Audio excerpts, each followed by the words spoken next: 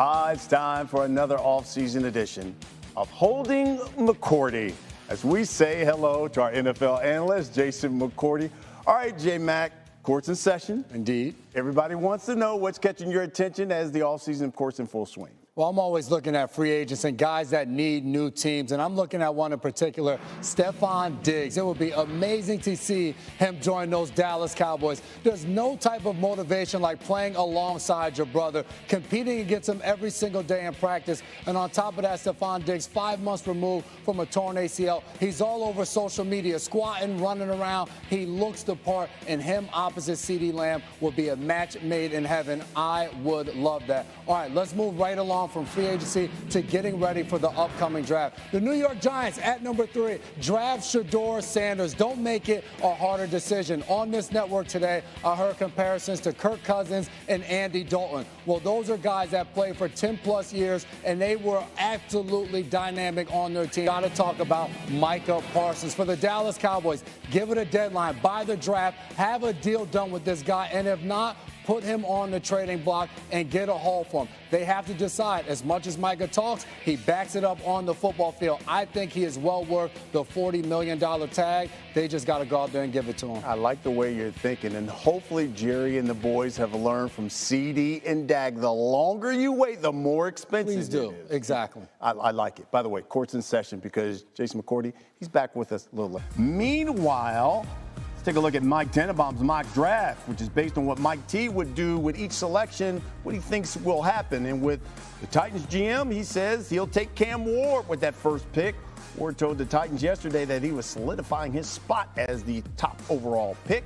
Next, the Browns, he said, would select the two-way star, Travis Hunter, with the second overall spot. Hunter set to perform at Colorado's Pro Day, by the way, on April 4th.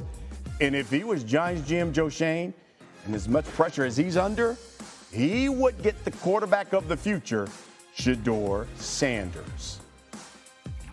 We say hello to our front office insider, Mike Tannenbaum, and of course, NFL analyst, Jason McCourty. Now, listen, I know we did high tea during the regular season, right? We did do this during the regular season. So we're going to play a little mock tea today with Mike T and McCourty. So Mike is going to give us some hot tea based on his mock draft, which he just dropped today.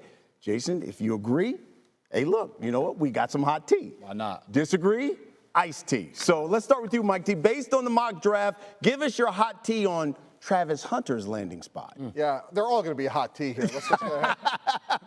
All right, Travis Hunter, to me, he's going to land in Cleveland, Jason. He is one of the best players in this draft. He's the best corner. He's the best wide receiver. And even though there's a massive question mark about who's playing quarterback for the Cleveland Browns, you can't pass on somebody this good. I would play him at corner position, you know well. Give him 15, 20 snaps a game at wide receiver, third down, red zone, critical plays. But I have never seen an athlete who can high point the ball the way Travis Hunter can. Mike T, it must have been a good offseason for you. You're starting off hot. I am right with you. For the Cleveland Browns and Stefanski, he was in the playoffs 2 years ago with 4 or 5 different quarterbacks. So I think for him, you have Kenny Pickett there, who you made the trade for. Russell Wilson is still out there. You go and get somebody that can change your team right away. I do think there's a conversation around Travis Hunter and Abdul Carter, but going to get a guy like this that's as dynamic as he. I think that deserves a cheers there. You know what I mean? We all agree on that one. I like that one. It won't stay this way. Listen, Mike T, Abdul Carter tweeted about the upcoming draft saying, listen, don't let this QB talk fool you. The best player, he says, goes number 1, and that's him. So based off of that, where's your hot tea with Abdul Carter? Abdul, I love you, and I love your tweeting, but you're going number 5 here. All right. And here's why. You got 2 quarterbacks going in the top 4, and then I have Armand Membo going before Abdul Carter. I think Abdul Carter is a more physical version of Micah Parsons. I think he's going to be a great player.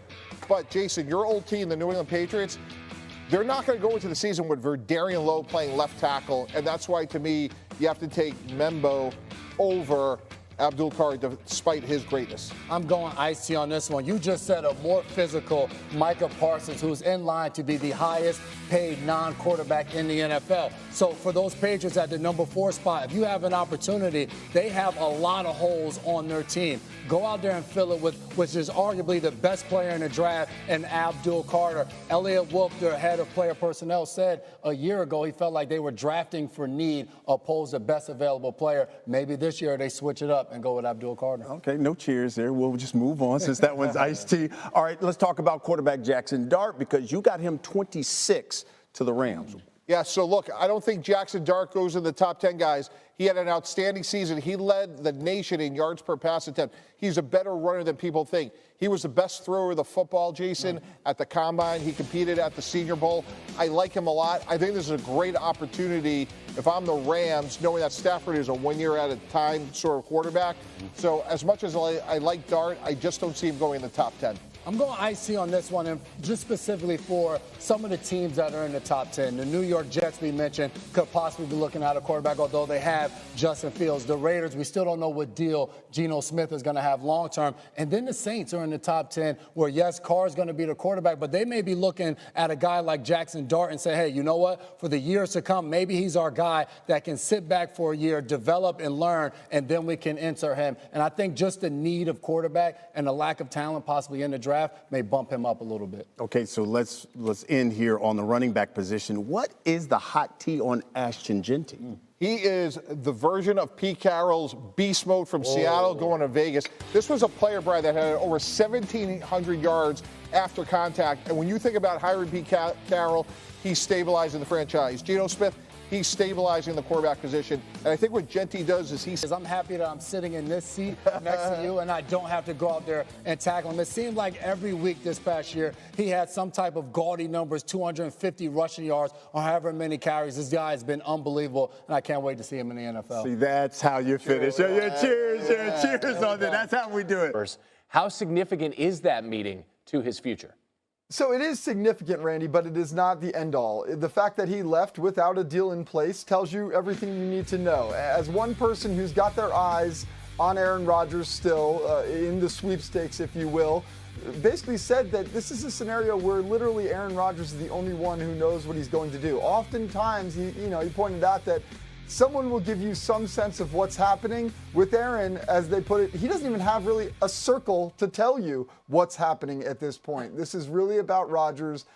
Yes, it feels like perhaps we can call Pittsburgh the front runner, but by no means do I think that we should simply say that this is an inevitable pairing between Rodgers and Steelers at this point. Okay, so Mike, given that inevitability, given the time frame so far, if you're the Steelers, how nervous are you at this point?